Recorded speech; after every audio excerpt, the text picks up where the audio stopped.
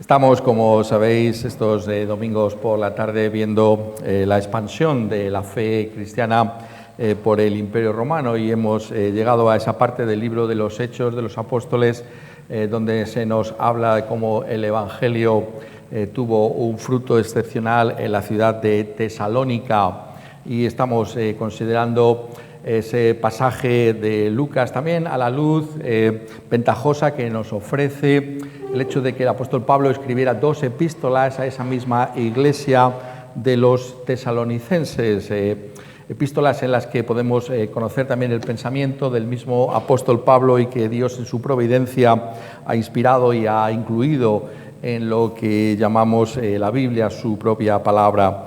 Y me gustaría que, por tanto, en esta ocasión nuevamente pudiéramos explorar el comentario que hace el mismo apóstol Pablo de lo que aconteció allí en Tesalónica, cómo se puede explicar lo que aconteció, cómo se puede explicar que estas grupo de personas tan variopintas, de trasfondos tan distintos, pudieran venir a ser esa iglesia del Señor Jesucristo. Y el apóstol Pablo nos proporciona algunas pistas de las razones que debemos mirar para así contemplar la obra de Dios. Y por tanto, en esta tarde me gustaría hacer algo que no es tan normalmente entre nosotros, pero que no es inusual totalmente que lo hagamos, y es que pensemos en dos textos a la vez, un texto de Primera Tesalonicenses y otro texto de Segunda Tesalonicenses, pero que se unen entre ellos porque tratan exactamente el tema. El apóstol lo dice, el tema que vamos a tratar en esta ocasión, en el capítulo 1 y en el versículo 4 de Primera de Tesalonicenses, donde afirma: porque conocemos, hermanos amados de Dios, vuestra elección. Porque conocemos, hermanos amados de Dios, vuestra elección. Y en Segunda Tesalonicenses encontraríamos este segundo texto que vamos a considerar al mismo tiempo en esta tarde, que es Segunda Epístola a los Tesalonicenses, capítulo 2 y versículo 13, donde afirma: pero nosotros debemos dar siempre gracias a Dios respecto a vosotros, hermanos amados por el Señor, de que Dios os haya escogido desde el principio para salvación mediante la santificación por el Espíritu y la fe en la verdad. Y por tanto, el apóstol desvela aquí para nosotros, como hizo con los tesalonicenses, la doctrina de la elección. La elección es algo que está presente en el apóstol Pablo cuando piensa en los tesalonicenses. Cuando ve el efecto del Evangelio en Tesalónica, entonces él deduce que podemos afirmar que Dios ha escogido a esos tesalonicenses que forman parte de la iglesia como su propio pueblo. Y por tanto, como veis, en ambas epístolas se está llamando nuestra atención sobre esa enseñanza de la elección. ¿Qué es la elección? Y es ese propósito, si miramos en las Escrituras, se nos diría que es ese propósito y ese consejo que Dios, desde antes de la fundación del mundo, tuvo de salvar a una iglesia que formaría su propio pueblo por gracia. Esto es una obra eterna de Dios, es algo que Dios ha hecho desde toda la eternidad. Antes de que nosotros existiéramos, si somos creyentes, entonces fuimos escogidos en Cristo Jesús. Y lo que hace es resaltar que la salvación es por la gracia, porque no solamente es que no habíamos nacido, ¿no? Es que esa realidad tiene lugar antes de ninguna otra. El hecho de que desde siempre, desde la eternidad, Dios nos ha hecho su propio pueblo en la persona del Señor Jesucristo. Y esto aparece constantemente en los escritos de la Biblia. En el Nuevo Testamento podemos nuevamente encontrarlo en la Epístola a los Efesios, en el capítulo 1, donde dice: bendito sea el Dios y Padre de nuestro Señor Jesucristo, que nos bendijo con toda bendición espiritual en los lugares celestiales en Cristo, según nos escogió en Él, en Cristo, antes de la fundación del mundo, para que fuésemos santos y sin mancha delante de Él, en amor, habiéndonos predestinado para ser adoptados hijos suyos por medio de Jesucristo, según el puro afecto de su voluntad, para alabanza de la gloria de su gracia, con la cual nos hizo aceptos en el amado. Y aquí hay dos notas que debemos resaltar. En primer lugar, que esa elección es en Cristo Jesús, es en el Señor Jesucristo, en el Hijo eterno de Dios, que fuimos escogidos antes de que nada fuera. Este es un misterio que supera nuestra mente, no es verdad, porque estamos hablando de algo que tiene lugar cuando no había ni tiempo, ni había espacio. Esa es la eternidad. Pero en la eternidad fuimos escogidos en Cristo Jesús. La elección es en Cristo Jesús, que cuando llegó el momento, en el tiempo y en el espacio, vino a salvarnos muriendo en una cruz a favor de pecadores como nosotros. Y la otra nota que destaca aquí el apóstol escribiendo a los Efesios es que esto es para la alabanza de la gloria de su gracia. Si algo muestra que la salvación es inmerecida, si algo muestra que la salvación es exclusivamente por iniciativa divina, si algo manifiesta que la salvación es gratis, es esta elección eterna de Dios, de todos aquellos que han de formar parte de su iglesia. Y lo interesante aquí es como el apóstol, pensando en estos tesalonicenses, refiere a esa doctrina de la elección. Y por tanto, nosotros tenemos que plantearnos por qué hace esto el apóstol. Y sin duda alguna, cuando hablamos de la doctrina de la elección, estamos ante un misterio insondable en muchos de sus aspectos y que la Escritura está señalando para nosotros, sin embargo, que es útil. Es útil porque, como veis, el apóstol lo menciona aquí. Algunos dicen, bueno, ¿y por qué hablar de doctrinas tan altas, ¿no? Y de misterios tan difíciles, ¿no? Y la respuesta es muy clara, porque la Escritura misma nos invita a hacerlo. El apóstol Pablo, escribiendo a una iglesia que es relativamente joven en la fe, no oculta la doctrina de la elección, sino que considera que es algo útil y provechoso para los hermanos. Y por tanto, tenemos que ver que todo lo que está en la Escritura es para nuestro propio bien. Y lo primero que tenemos que hacer ante una doctrina de la elección es una pregunta que muchas veces se hace, ¿no? A los pastores, ¿no? Es una pregunta muy práctica, ¿no? ¿Cómo sé yo que soy un escogido de Dios? Si realmente los que han de ser salvos son los escogidos de Dios, y esta es una obra que tuvo lugar en la eternidad, ¿cómo sabemos que somos escogidos de Dios? Es una pregunta muy práctica, ¿no es verdad? Es una pregunta relevante que podemos hacernos todos y cada uno de nosotros. ¿Te has hecho alguna vez esa reflexión? ¿Cómo sabemos que somos escogidos de Dios? Y el apóstol responde para nosotros aquí en nuestro texto de una manera que es interesante contemplar nosotros hoy. Dice en 2 Tesalonicenses capítulo 2 y versículo 13, nosotros debemos siempre dar gracias a Dios respecto a vosotros, hermanos, amados por el Señor. ¿Por qué damos gracias por vosotros? Porque Dios os haya escogido desde el principio para salvación mediante la santificación por el Espíritu y la fe en la verdad. La evidencia de la elección es la fe en la verdad. Estamos diciendo que la elección es algo que tiene lugar antes de que fuera nada, antes de que existiera nada, fuimos escogidos y sin embargo en el tiempo y en el espacio tú y yo podemos conocer nuestra elección si tenemos fe en la verdad de Dios, si tenemos fe en lo que el Evangelio es, porque el apóstol dice que la verdad es el Evangelio, las buenas noticias de salvación que tenemos en la persona del Señor Jesucristo. Y esto está trayendo algo que es tremendamente relevante para nuestros días y es la importancia que tiene la verdad.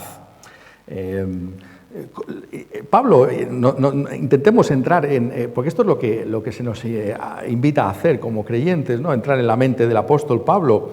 Es la fe en la verdad, lo que identifica a los escogidos de Dios. Y está diciendo algo que es muy pertinente, ¿no? Porque tenemos que darnos cuenta que la verdad no es cualquier cosa. La verdad es lo que Dios ha revelado en su propia palabra, supremamente, que la salvación la tenemos en la persona del Señor Jesucristo. Sabéis que eso es lo que Lucas estaba señalando en ese relato que hacía en Hechos capítulo 17 de cómo llegó el Evangelio a Tesalónica. El apóstol Pablo, ¿qué hizo? Anunció la verdad de que la salvación se encuentra solamente en un Mesías crucificado, al que podemos identificar perfectamente con la persona histórica de Jesús de Nazaret. Y es por fe en esa verdad, en esa revelación que Dios hace de sí mismo y de sus caminos de salvación en Cristo Jesús, que nosotros somos salvos. Es fe en la verdad. La verdad es importante, no da igual lo que creamos. Vivimos en días, no es verdad, de relativismo, y la gente dice, bueno, da igual lo que uno crea, ¿no? Quizá tú seas uno de esos, ¿no? Da igual si creo esto o creo lo otro, da igual si creo en Dios o dejo de creer. Da igual si me salvo de una manera u otra. No, la Escritura dice que la salvación es por la fe en la verdad. La verdad importa, la verdad es trascendental, porque nos está diciendo que es por la fe en la verdad que somos identificados como el pueblo de Dios, y por tanto tenemos que profundizar en lo que es la verdad de Dios, de tal manera que podamos estar persuadidos de que estamos en esa verdad, la única verdad que puede salvarnos, porque esa verdad, finalmente, como nos recordaría el apóstol Juan, es una persona. Yo soy el camino, dijo Jesús, la verdad y la vida. Es por la fe en la verdad, por la fe en una persona, la persona del Señor Jesucristo, que nosotros somos salvos, todo lo que implica la realidad de Jesús y de su Evangelio. Y por tanto, permíteme que te pregunte, ¿tienes tu fe en la verdad? ¿Está tu confianza puesta en la verdad? Esa es la prueba de que realmente somos los escogidos de Dios. No hay por qué azorarse, no hay por qué inquietarse, ¿no? Si tenemos fe en la verdad, somos los escogidos de Dios. Si tenemos ese anhelo por la verdad de Dios, entonces somos ese pueblo escogido del Señor.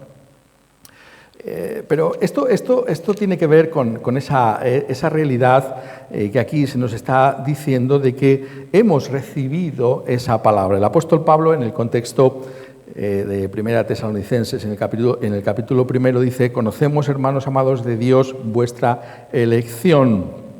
Y dice: porque vosotros vinisteis a ser, versículo 6, imitadores de nosotros y del Señor, recibiendo la palabra en medio de gran tribulación, con gozo del Espíritu Santo.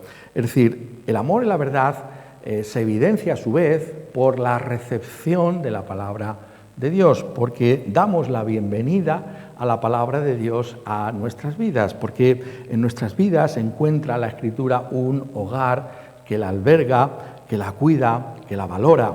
Eso es lo que identifica al pueblo de Dios. ¿Cuál es nuestra actitud ante las Escrituras? Resulta en ese sentido muy interesante, ¿no?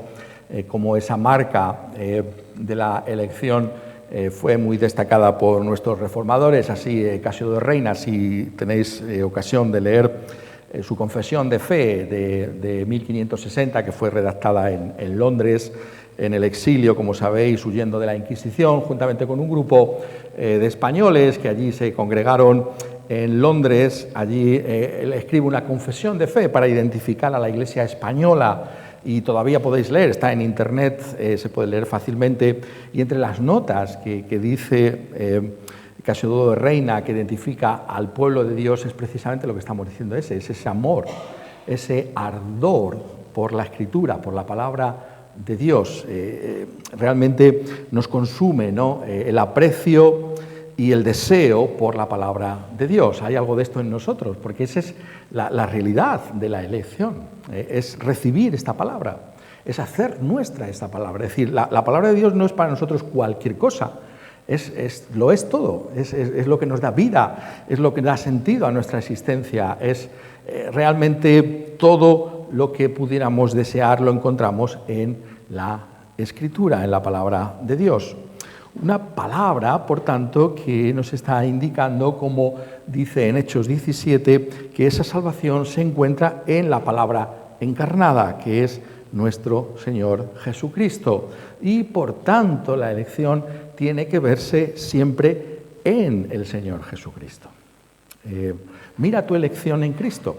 Fuimos escogidos desde antes de la fundación del mundo en Cristo Jesús y, por tanto, si nosotros acudimos a Cristo Jesús, si reconfesamos nuestros pecados, si nos volvemos a Dios, como dice que hicieron aquí los tesalonicenses, que se convirtieron de los ídolos para servir al Dios vivo y verdadero y esperar de los cielos a su Hijo, el cual resucitó de los muertos, a Jesús, quien nos libra de la ira venidera, si así nos volvemos a Dios en Cristo Jesús, entonces ahí es donde vemos nuestra elección. La elección se ve en Cristo Jesús. ¿Qué piensas tú de Cristo Jesús? ¿Qué es Cristo Jesús para ti? ¿Es Jesús tu Señor y Salvador? Por causa del Señor Jesucristo has abandonado los ídolos falsos de este mundo, has abandonado cualquier otra confianza en ti mismo y la has depositado en la persona del Señor Jesucristo. Si es así, ahí es donde se evidencia nuestra propia elección. Ahí es donde se pone de manifiesto que somos el pueblo de Dios por nuestra actitud hacia Cristo Jesús. ¿Qué es Cristo Jesús para nosotros? ¿Es alguien más, uno más, o es lo mejor que tenemos? Lo dice también el apóstol Pedro, ¿no? En 1 Pedro, el capítulo 2 y el versículo 17, como esa nota que identifica a la Iglesia del Señor. Y él habla también de ese linaje escogido, ese real sacerdocio, esa nación santa, ese pueblo adquirido por Dios. Y dice, para vosotros pues los que creéis, Él es precioso. Él es precioso. ¿Es Cristo precioso a tus ojos? Es lo mejor que te ha pasado jamás el contemplar a la persona del Señor Jesucristo, ese amor que le llevó a darse a sí mismo en una cruz para allí purificarnos de todos nuestros pecados, ese Señor Jesucristo que por amor a ti estuvo dispuesto a ir a esa cruz para salvarte. Esa es la fe que tenemos y decimos, no hay ninguno como el Señor Jesucristo. Realmente lo único que puede dar sentido a mi vida es Él. Lo mejor que me ha pasado jamás es conocer y entender que Cristo me ama. Ese es el entendimiento que nos trae la Escritura, nos dirige constantemente hacia la persona de nuestro Señor Jesucristo. ¿No es acaso esa la conciencia final de lo que significa la fe cristiana en esas palabras tan extraordinarias? Realmente es el testimonio más profundo, en mi opinión, de la fe evangélica que habitó en la persona del apóstol Pablo en Gálatas capítulo 2 y versículo 20. Con Cristo estoy juntamente crucificado y ya no vivo yo, mas vive Cristo en mí. Y lo que ahora vivo en la carne lo vivo en la fe del Hijo de Dios. Y ese comentario que hace, el cual me amó y se entregó a sí mismo por mí. Por mí. Me gusta ponerlo de esa manera, ¿no? Como si no hubiera ningún otro ser humano, o jamás hubiera existido ningún otro ser humano en esta tierra. Se entregó a sí mismo por mí. Eso es tremendo, esa es la fe cristiana, es encontrarlo todo en la persona de Cristo Jesús. Él se entregó por mí. ¿Tienes tú esa fe que salva? Eso es lo que la Escritura nos está diciendo. Y si hay algo de esa realidad, de esa confianza en Cristo Jesús, de esa valoración de la persona del Señor Jesucristo, entonces ahí podemos con toda claridad contemplar nuestra elección. Eso es lo que dice aquí el apóstol. Está tan interesado en resaltar esa realidad en primer lugar. Pero todavía tenemos que seguir profundizando en lo que está aquí diciendo, ¿no? Porque seguramente nos está llamando profundamente la atención que en las dos epístolas no haga esta mención a la elección. ¿Por qué mencionarlo en ambas epístolas? ¿Por qué no en una y en otra no? Porque tiene esa importancia para el apóstol mencionar esa elección. No solamente es que está identificando al pueblo de Dios y está diciendo, bueno, pues estas son las marcas o las evidencias de nuestra elección, sino que hay un propósito por el que menciona la doctrina de la elección, y eso es lo que aquí tenemos que señalar en segundo lugar. Pero es algo importante porque lo que se nos está diciendo aquí es que la elección es una doctrina eminentemente práctica para la vida cristiana. Esto no simplemente es una especulación teológica o algo que puede simplemente llenar nuestra mente, sino que el apóstol, como si fuera un ejercicio intelectual puramente o académico, no, el apóstol tiene un propósito eminentemente práctico. Si revela un misterio tan profundo como este, lo hace porque tiene una consideración pastoral por los tesalonicenses. Y eso es lo que tenemos que mirar en segundo lugar en esta ocasión. La colocación de los textos, ¿no? Desde el primer momento, 1 Tesalonicenses 1:4, porque conocemos, hermanos amados de Dios, vuestra elección. El primer momento, abre el fuego directamente con ello. Lo primero que sabemos de vosotros es esta vuestra elección. Hemos visto en vosotros las evidencias, que yo he hecho un resumen de las mismas, centrándolo en la recepción de la palabra de Dios y el amor a la verdad, como lo pone en Tesalonicenses, pero también se podría haber puesto en los términos del versículo 3, la obra de vuestra fe, el trabajo de vuestro amor y la constancia de vuestra esperanza en nuestro Señor Jesucristo. Otra manera también extraordinariamente fascinante de enfocar la primera epístola a los tesalonicenses. Pero dice, porque conocemos, hermanos amados de Dios, vuestra elección.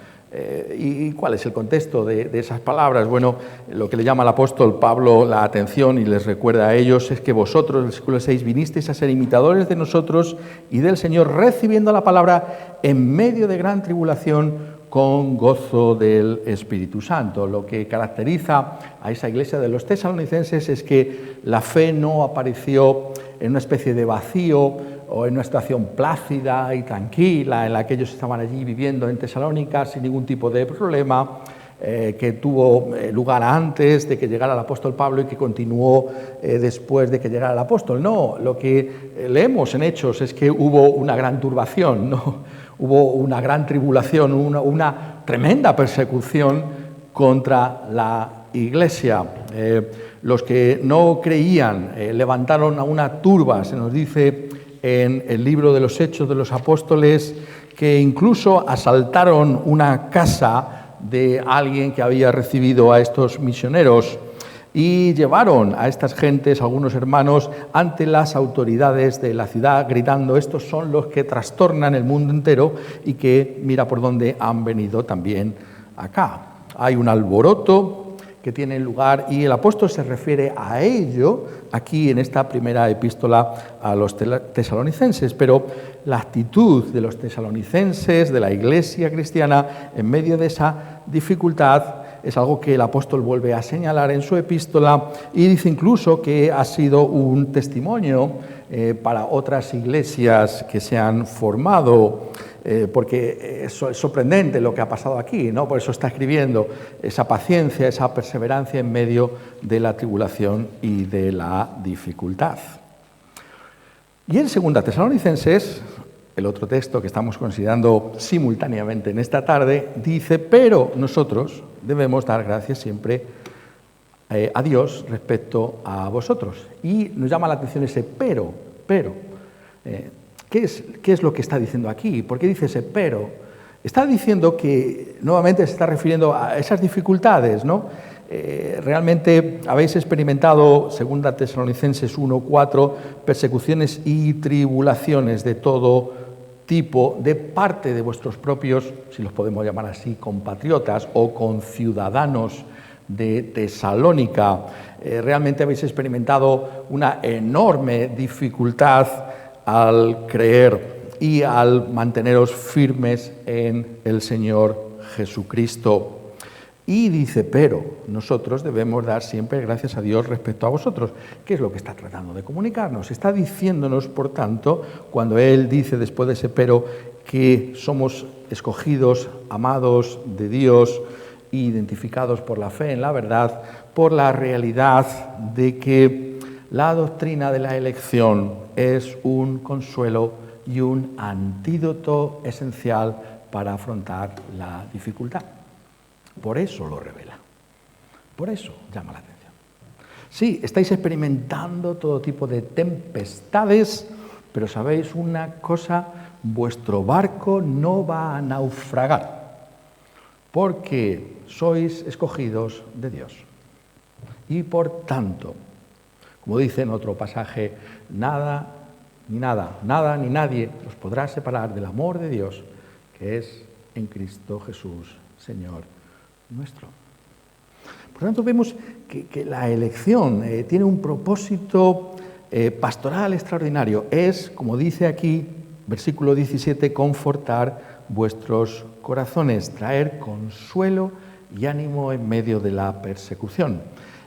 Nosotros que vivimos en estos días, ¿no?, de paz y de prosperidad, por los que damos gracias a Dios, en nuestra nación en estos momentos no podemos imaginar lo que tiene que ser la persecución y la tribulación por causa de Cristo Jesús. Podemos intentar, ¿no?, ponernos en el lugar de aquellos que lo están pasando tan mal, que pueden perder sus bienes, que pueden perder su salud, que pueden perder a sus seres queridos, que pueden perder incluso su propia vida por ser fieles al Evangelio. Podemos intentar ponernos en su lado, pero es muy difícil que podamos entender completamente lo que eso es. La presión enorme para apartarse del Evangelio, para renunciar a esta fe. ¿Qué puede mantenernos firmes en eso? Que a pesar de las dificultades, Dios nos ha escogido para ser su pueblo. Y que precisamente como su pueblo vamos a perseverar hasta el fin, a pesar de todos los males que puedan levantarse contra nosotros. Porque esto es una roca que no se puede asaltar, ¿no es verdad?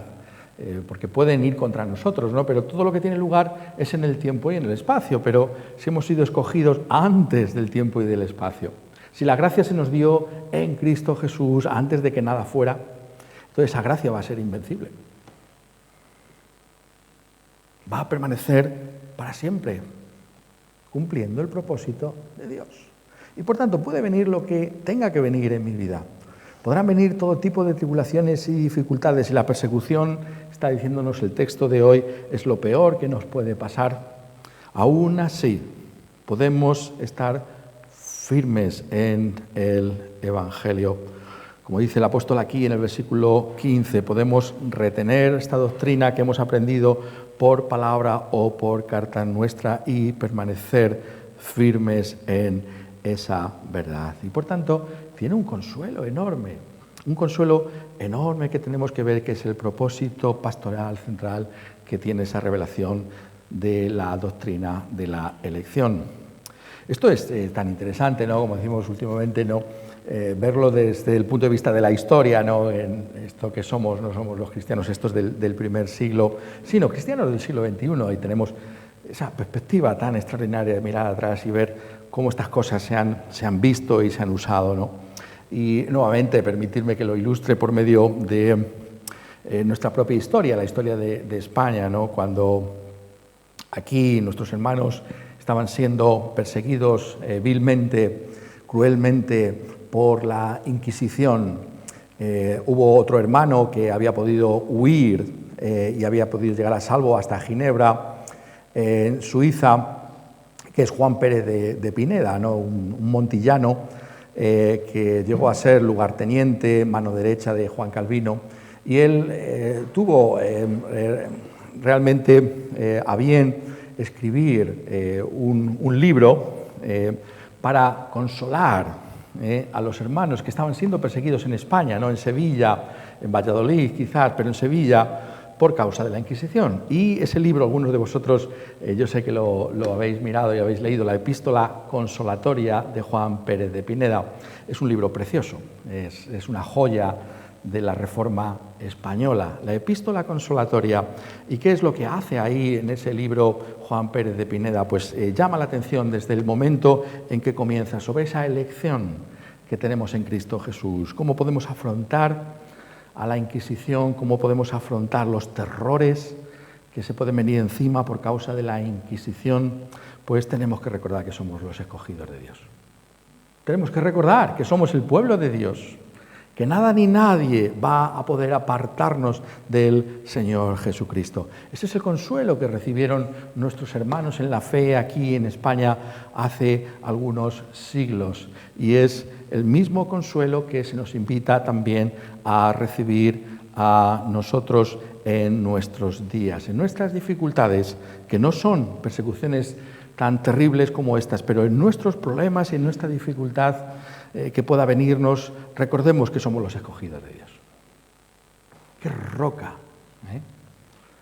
Inexpugnable para nuestros pies. ¿Acaso el tiempo, el espacio, acaso una criatura como Satanás puede destruir la obra eterna de Dios, y sobre todo cuando esa obra ha sido hecha entre el Padre, el Hijo y el Espíritu Santo, ese concierto eterno del que nos habla también la Escritura, por el que el Padre le dio en la eternidad una iglesia a su Hijo, para que su Hijo viniera a este mundo a morir en una cruz a favor de esa iglesia, y para que esa iglesia de parte del Padre y del Hijo pudiera recibir el don del Espíritu Santo.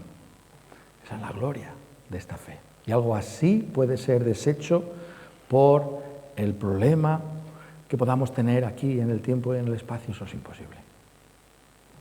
Y ahí la fuerza que tiene esta enseñanza para nuestra vida cristiana. Permanecemos firmes, dando gracias a Dios por los hermanos amados, porque Dios nos ha escogido desde el principio para salvación. Esa es la realidad que se nos está trayendo aquí.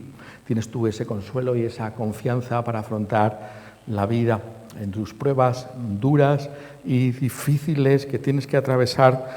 Te consuelas sabiendo que eres un escogido de Dios, que formas parte de la Iglesia de Cristo Jesús y que nadie te puede arrebatar de las manos del Señor Jesucristo. Es así como tenemos que afrontar la realidad. Y la afrontamos, como dice aquí el apóstol, con esa gratitud a Dios que damos por los hermanos, porque el apóstol es tremendamente solemne aquí, y podemos entender lo que lo sea, ¿no? Porque, vuelvo a reiterar, o podemos intentar entenderlo, porque no podemos imaginar la furia asesina y la locura irracional que hay en las mentes de los que persiguen al pueblo de Dios para destruirlo completamente. Entonces da gracias por el rebaño. Pero lo que quiero poner de manifiesto es que esa gratitud a Dios por la elección lo hace como si fuera una especie de paréntesis, ¿no?, en medio de esa descripción terrible, ¿no?, de los enemigos de la causa del Señor Jesucristo. Y eso tenemos que también considerarlo, ¿no?, porque es la otra cara, ¿no?, de qué hemos sido escogidos para ser salvos, de qué no hemos sido librados. O lo ponemos de otra manera también, ¿no?, esa soberanía de Dios en nuestra salvación. Nosotros no hemos tenido nada que ver con la salvación, Él nos la ha regalado gratuitamente en la persona de Cristo Jesús, y se evidencia por la fe y por la recepción de la persona de Cristo Jesús, por la verdad, como se ve en el caso de aquellos que no son los escogidos de Dios. Esa reflexión también se hace aquí en la Escritura. Y estamos en profundidades hoy, ¿no?, que casi nos falta el pie, ¿no?, a la hora de pisar. ¿Sabes? Cuando estás algunas veces, ¿no?, en la playa, estás pisando, ¿no? Estoy nadando, pero bueno, yo sé que si me pongo de pies sigue habiendo ahí playa, ¿no?, que pisar. Pero hay veces que nos internamos, o algunos se internan en el océano, y no hacemos pie. Aquí está diciendo algo también, y está diciendo que Dios es soberano y que por tanto los que se salvan por la gracia de Dios, pero, poniéndolo de otra manera, los que se condenan son siempre total y absolutamente responsables de su propia condenación. Es su pecado, y solo su pecado, lo que les condena. Y el apóstol también quiere subrayar esa realidad. Y lo hace por medio de esta expresión de la verdad. Dice: damos gracias a vosotros de que Dios por vosotros de que Dios os haya escogido desde el principio para salvación mediante la santificación por el Espíritu y la fe en la verdad. Pero antes ha dicho en el versículo 10, describiendo a los que se pierden, los que se salvan y los que se pierden, constantemente en la mente del apóstol. ¿Dónde estamos? Tremendo, ¿verdad? Pero es que esto tiene que ver con la eternidad, con la salvación. Estás entre los que se salvan y los que se pierden. ¿Cómo se sabe quiénes son los que se pierden? Fíjate, no recibieron el amor de la verdad para ser salvos. Por esto Dios les envía un poder engañoso para que crean la mentira, a fin de que sean condenados todos los que no creyeron la verdad, sino que se complacieron en la injusticia. La persona que no es del Señor, ¿cómo se ve? No recibe el amor de la verdad, no cree en la verdad. La verdad de Dios tiene que ser amada por encima de cualquier otra cosa, tiene que ser recibida, tiene que ser hecha nuestra. Las personas que no reciben el amor de la verdad no pueden ser salvas, no son salvas, se están perdiendo. Si no creemos a la verdad, entonces estamos en el camino de la destrucción, estamos en el camino de la perdición. Eso también tenemos que llevarlo al corazón. Todo tiene que ver con nuestra actitud hacia la verdad. La verdad es fundamental, la verdad del Evangelio, la verdad de la persona de Cristo Jesús. Pero lo que está señalando el apóstol es que aquellos que se pierden lo son por su propia responsabilidad. ¿Por qué? No dice, notarlo bien, porque no son escogidos, no entra en esa profundidad. Dice porque no recibieron el amor de la verdad para ser salvos. No creyeron a la verdad. Por eso te animamos, quien quiera que tú seas, a que pongas tu fe en la verdad, a que pongas tu fe en Cristo Jesús en una ocasión como esta, mientras oímos el Evangelio, mientras tenemos esperanza. Pero os decía que esas palabras son como un paréntesis, lo cierra y vuelve a retomar el tema de los que están fuera. Dice en el capítulo 3 y desde el primer versículo: por lo demás, hermanos, orad por nosotros para que la palabra del Señor corra y sea glorificada, así como lo fue entre vosotros. Es decir, que tenga un fruto de salvación y que eso acontezca, que haya una elección, que se manifieste la elección de Dios de un pueblo. Pero esto, oramos alguna vez por esto, para que seamos librados de hombres perversos y malos, porque no es de todos la fe. No es de todos la fe. No todos van a creer. No todos van a recibir el Evangelio. No todos van a amar la verdad o creerla. No es de todos la fe. Y que dice que el Señor nos preserve de esos hombres perversos y malos. Esa es la realidad que tenemos que afrontar también nosotros. Y por tanto, el Evangelio nos trae algo que es tremendamente serio para nuestras vidas. ¿Dónde estamos nosotros? ¿Qué es la verdad para nosotros? ¿Creemos a la verdad o no creemos la verdad del Evangelio? ¿Formamos parte del pueblo de Dios o no formamos parte del pueblo de Dios? Esa realidad, de esa oposición de todos aquellos que están contra la palabra del Señor, es una que tenemos que llevar al corazón. Muchas veces podemos desanimarnos, ¿no? Pero es que tampoco, o hay gente que no cree, o es que mira que hablo y no, pero es que no va a ser de todos la salvación. Hay gente que no va a creer. Hay gente que no va a recibir esta palabra. Pero, dice el apóstol, fiel es el Señor, que nos va a afirmar y nos va a guardar del mal, que Dios va a estar con su propio pueblo, con aquellos que verdaderamente son sus escogidos, unos escogidos que con toda claridad aquí y ahora aparecerán en este mundo por su actitud hacia la persona del Señor Jesucristo, hacia la verdad encarnada. ¿Qué es Cristo para ti?